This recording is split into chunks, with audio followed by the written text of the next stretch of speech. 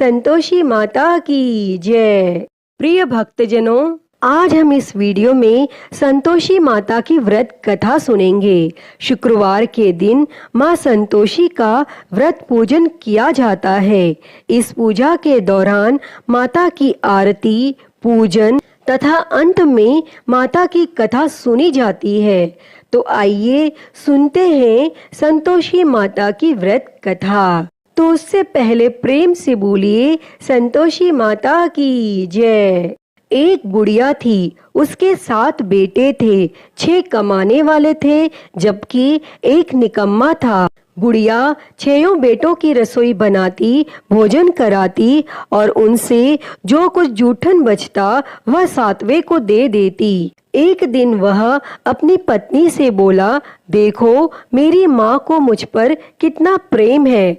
तब वह बोली, क्यों नहीं, सबका जूठा जो तुमको खिलाती है। तब वह बोला, ऐसा नहीं हो सकता, मैं जब तक आंखों से न देख लूं नहीं मान सकता। तब बहू हंसकर बोली, देख लोगे तब तो मानोगे। और फिर कुछ दिनों बाद एक त्योहार आया। घर में 7 प्रकार के भोजन और चूरमे के लड्डू बने। तब वह जांचने को सिर दुखने का बहाना कर पतला वस्त्र सिर पर ओढ़े रसोई घर में सो गया। वह कपड़े में से सब देखता रहा। 6 भाई भोजन करने आए। उसने देखा माँ ने उनके लिए सुंदर आसन बिछा नाना प्रकार की रसोई परोसी और आग्रह करके उन्हें जिमाया, और यह सब वह देखता रहा। और जब 6 भाई भोजन करके उठे तब माँ ने उनकी जूठी थालियों में से लड्डू के टुकड़े उठाकर एक लड्डू बनाया और जूठन साफ कर बुढ़िया माँ ने उसे पुकारा, बेटा 6 भाई भोजन कर गए, अब तू ही बाकी है, उठ तू कब खाएगा। और वह कहने लगा, माँ मुझे भोजन नहीं करना, मैं अब परदेश जा रहा हूँ। माँ ने कहा, कल जाता हो तो आज चला जा। वह बोला, हाँ हाँ आज ही जा रहा हूँ। और यह कहकर वह घर से निकल गया। और चलते समय पत्नी की याद आ गई और वह गौशाला में उपले थाप रही थी। तब वहां जाकर वह बोला, हम जावे परदेश, आवेंगे कुछ काल, तुम रहियो संतोष से धर्म अपना पाल। तब वह बोली, जाओ पिया आनंद से रहो, हमारो सोच हटाए, राम भरोसे हम रहे, ईश्वर तुम्हें सहाय। 2 निशानी आपन देख धरू मैं धीर, सुधी मति हमारी बिसारियो, रखियो मन गंभीर। तब वह बोला, मेरे पास तो कुछ नहीं, यह अंगूठी है सो ले लो और अपनी कुछ निशानी मुझे दे दो। वह बोली, मेरे पास क्या है, यह गोबर भरा हाथ है। यह कहकर उसकी पीठ पर गोबर के हाथ की थाप मार दी और वह वहां से चल दिया। चलते चलते दूर देश पहुंचा और वहां पर एक साहूकार की दुकान थी। वहां जाकर वह कहने लगा, भाई मुझे नौकरी पर रख लो। तब साहूकार को भी जरूरत थी। वह बोला, रह जा। और तब उस लड़के ने पूछा, तनख्वाह क्या दोगे? साहूकार ने कहा, काम देखकर दाम मिलेंगे। तब उसे साहूकार की नौकरी मिली और वह सुबह 7 बजे से रात 10 बजे तक नौकरी करने लगा। और कुछ दिनों बाद दुकान का सारा लेन देन, हिसाब किताब, ग्राहकों को माल बेचना, सारा काम करने लगा। साहूकार के 7-8 नौकर थे, वे सब चक्कर खाने लगे। यह तो बहुत होशियार बन गया। तब सेठ ने भी इसका काम देखा और 3 महीने में ही उसे आधे मुनाफे का हिस्सेदार बना लिया और कुछ वर्ष में ही वह नामी सेठ बन गया और वह मालिक सारा कारोबार उस पर छोड़कर चला गया। और इधर उसकी पत्नी को सास ससुर दुख देने लगे। सारी गृहस्थी का काम करा के उसे लकड़ी लेने जंगल में भेजते। इस बीच घर के आटे से जो भूसी निकलती उसकी रोटी बनाकर रख दी जाती और फूटे नारियल की नारेली में पानी। एक दिन वह लकड़ी लेने जा रही थी। रास्ते में बहुत सी स्त्रियां संतोषी माता का व्रत करती दिखाई दी। वह वहां खड़ी होकर कथा सुनने लगी और पूछा कि बहनों, तुम किस देवता का व्रत करती हो और उसके करने से क्या फल मिलता है?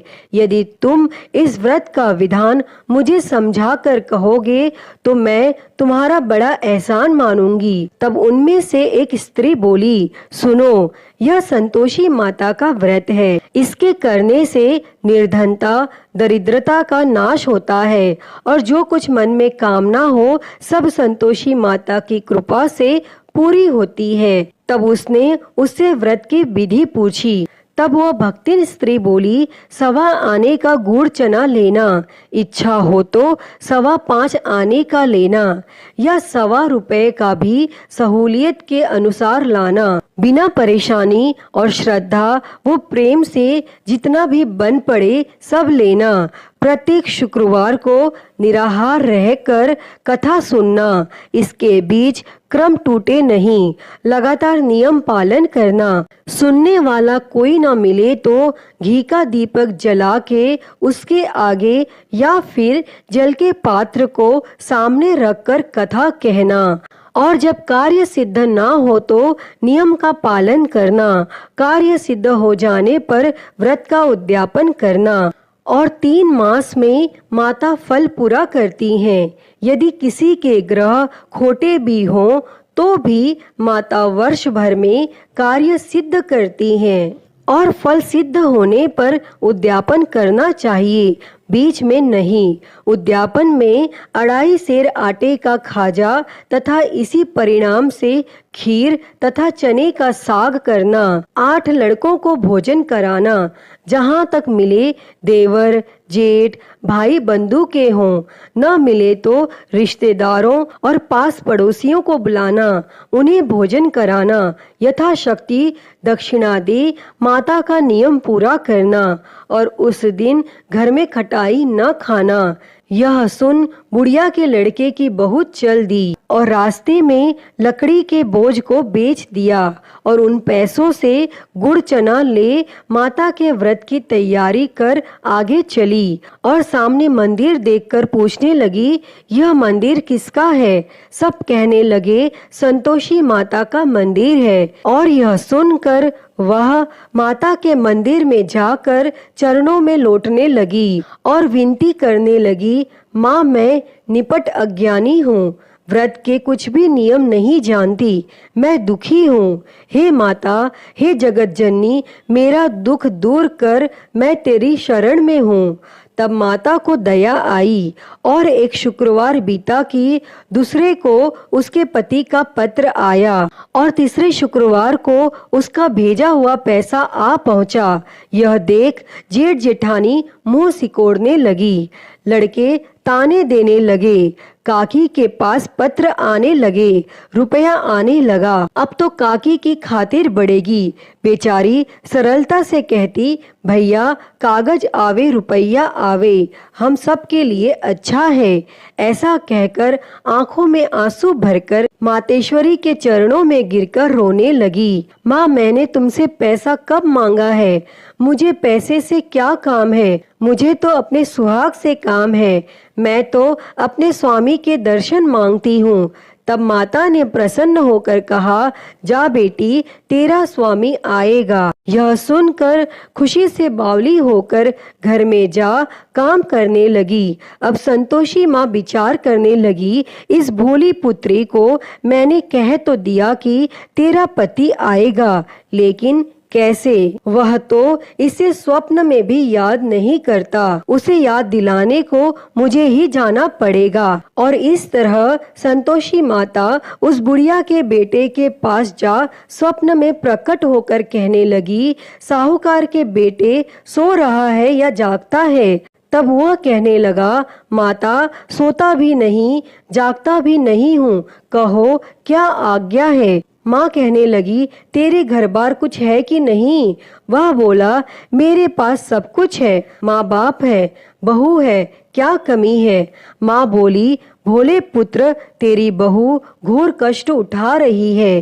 तेरे माँ बाप उसे परेशानी दे रहे हैं। वह तेरे लिए तरस रही है, तू उसकी सुध ले। तब वह बोला, हाँ माता, यह तो मालूम है, परंतु जाऊं तो कैसे? परदेश की बात है, लेन देन का कोई हिसाब नहीं, कोई जाने का रास्ता नहीं आता, कैसे चला जाऊं? तब संतोषी माँ कहने लगी, मेरी बात मान, सवेरे नहा धोकर संतोषी माता का नाम ले, घी का दीपक जला, दंडवत कर और दुकान पर जा बैठ। देखते देखते सारा लेन देन चुक जाएगा, जमा का माल बिक जाएगा, सांझ होते होते धन का भारी ढेर लग जाएगा। अब वह माता की बात मानकर अगले दिन नहा धोकर संतोषी माता को दंडवत, घी का दीपक जला, दुकान पर जा बैठा। थोड़ी देर में देने वाले रुपया लाने लगे और लेने वाले हिसाब लेने लगे। कोठे में भरे सामान के खरीदार नकद दाम दे सौदा करने लगे। शाम तक धन का भारी ढेर लग गया। मन में माता का नाम ले, चमत्कार देख प्रसन्न हो घर ले जाने के वास्ते गहना, कपड़ा, सामान खरीदने लगा और वह काम से निपट तुरंत घर को रवाना हुआ। उधर उसकी पत्नी जंगल में लकड़ी लेने जाती, लौटते वक्त माता जी के मंदिर में विश्राम करती और वह तो उसके प्रतिदिन रुकने का जो स्थान ठहरा, वह धूल उड़ती देख माता से पूछती है, हे माता, यह धूल कैसे उड़ रही है? तब माता कहती है, हे पुत्री, तेरा पति आ रहा है, अब तू ऐसा कर, लकड़ियों के 3 बोझ बना ले, एक नदी के किनारे रख, दूसरा मेरे मंदिर पर व तीसरा अपने सिर पर। तेरे पति को लकड़ियों का गट्ठर देख मोह पैदा होगा और वह यहाँ रुकेगा, नाश्ता पानी खाकर माँ से मिलने जाएगा। तब तू लकड़ियों का बोझ उठाकर जाना और चौक में गट्ठर डालकर जोर से आवाज लगाना, लो सासू जी, लकड़ियों का गट्ठर लो, भूसी की रोटी दो, नारियल के खेपड़े में पानी दो, आज मेहमान कौन आया है। तब उसने संतोषी माता से बहुत अच्छा कहकर वह प्रसन्न मन से लकड़ियों के 3 गट्ठर बनाती है, एक नदी के किनारे पर और एक माता जी के मंदिर पर रखती है। इतने में मुसाफिर आ पहुंचा। सूखी लकड़ियां देख उसकी इच्छा उत्पन्न हुई कि हम यहीं पर विश्राम करें और भोजन बनाकर खा पीकर गांव जाएं। और इस तरह रुककर भोजन बना, विश्राम करके वह गांव को गया, सबसे प्रेम से मिला। उसी समय सिर पर लकड़ी का गट्ठर लिए वह उतावली सी आती है, लकड़ियों का भारी बोझ आंगन में डालकर जोर से 3 आवाज देती है, लो सासू जी, लकड़ियों का गट्ठर लो, भूसी की रोटी दो, आज मेहमान कौन आया है। यह सुनकर उसकी सास बाहर आकर अपने दिए हुए कष्टों को भुलाने हेतु कहती है, बहू, ऐसा क्यों कहती है? तेरा मालिक ही तो आया है, आ बैठ, मीठा भात खा, भोजन कर, कपड़े गहने पहन। उसकी आवाज सुन उसका पति बाहर आता है, अंगूठी देख व्याकुल हो जाता है। माँ से पूछता है, माँ यह कौन है? माँ बोली, बेटा यह तेरी बहू है, जब से तू गया है तब से सारे गांव में भटकती फिरती है, घर का काम काज कुछ नहीं करती, 4 पहर आकर खा जाती है। वह बोला, ठीक है माँ, मैंने इसे भी देखा और तुम्हें भी, अब दूसरे घर की ताली दो, उसमें रहूंगा। माँ बोली, ठीक है, जैसा तेरी मर्जी। तब वह दूसरे मकान की 3री मंजिल का कमरा खोल सारा सामान जमाता है। एक दिन में राजा के महल जैसा ठाट बाट बन गया। अब क्या था, वह सुख भोगने लगी। और इतने में शुक्रवार आया। उसने पति से कहा, मुझे संतोषी माता के व्रत का उद्यापन करना है। पति बोला, खुशी से कर लो। वह उद्यापन की तैयारी करने लगी। जेठानी के लड़कों को भोजन के लिए कहने लगी। उन्होंने मंजूर किया, परंतु पीछे से जेठानी ने अपने बच्चों को सिखाया, देखो भोजन के समय खटाई मांगना। जिससे उसका उद्यापन पूरा न हो। और लड़के जिमने आए, खीर खाना पेट भर खाया, परंतु बाद में खाते ही कहने लगे, हमें खटाई दो, खीर खाना हमको नहीं भाता, देखकर अरुचि होती है।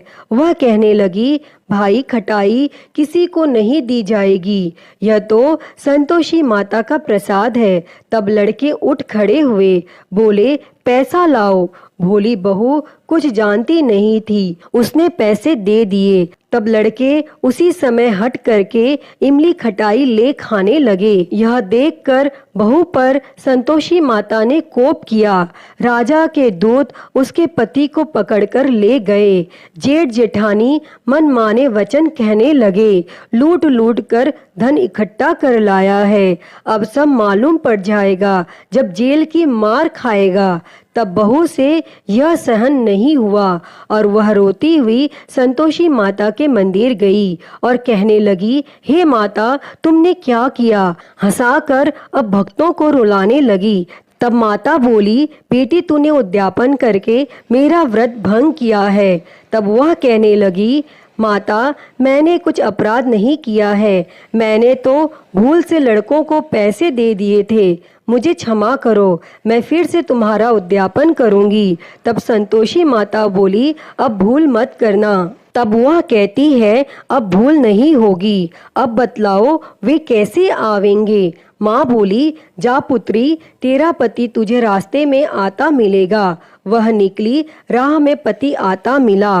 वह पूछी, कहाँ गए थे? तब पति कहने लगा, इतना धन जो कमाया है उसका कर राजा ने मांगा था और वह भरने गया था। तब वह प्रसन्न होकर बोली, भला हुआ, अब घर को चलो। कुछ दिन बाद फिर शुक्रवार आया और वह बोली, मुझे फिर संतोषी माता के व्रत का उद्यापन करना है। तब पति ने कहा, करो। बहू फिर जेठ के लड़कों को भोजन के लिए कहने गई। जेठानी ने एक दो बातें सुनाई और सब लड़कों को सिखाने लगी, तुम सब लोग पहले ही खटाई मांगना। लड़के भोजन से पहले कहने लगे, हमें खीर नहीं खानी, हमारा जी बिगड़ता है, कुछ खटाई खाने को दो। वह बोली, खटाई किसी को नहीं मिलेगी, आना हो तो आओ। वह ब्राह्मण के लड़के लाकर भोजन कराने लगी। यथाशक्ति दक्षिणा की जगह एक एक फल उन्हें दिया। तब संतोषी माता प्रसन्न हुई और माता की कृपा होते ही 9वें मास में उसको चंद्रमा के समान सुंदर पुत्र प्राप्त हुआ और पुत्र को पाकर प्रतिदिन माता जी के मंदिर को जाने लगी। तब संतोषी माता ने सोचा, यह तो रोज आती है, आज क्यों न इसके घर चलूं। और यह विचार कर माता संतोषी ने भयानक रूप बनाया। गुड़ चने से सना मुख, ऊपर सूंड के समान होठ, उस पर मक्खियां भिन भिन कर रही थी। दहेली पर पैर रखते ही उसकी सास चिल्लाई, देखो रे, कोई चुड़ैल डाकिनी चली आ रही है, हे लड़कों इसे भगाओ, नहीं तो किसी को खा जाएगी। और तब लड़के भगाने लगे, चिल्लाकर खिड़की बंद करने लगे।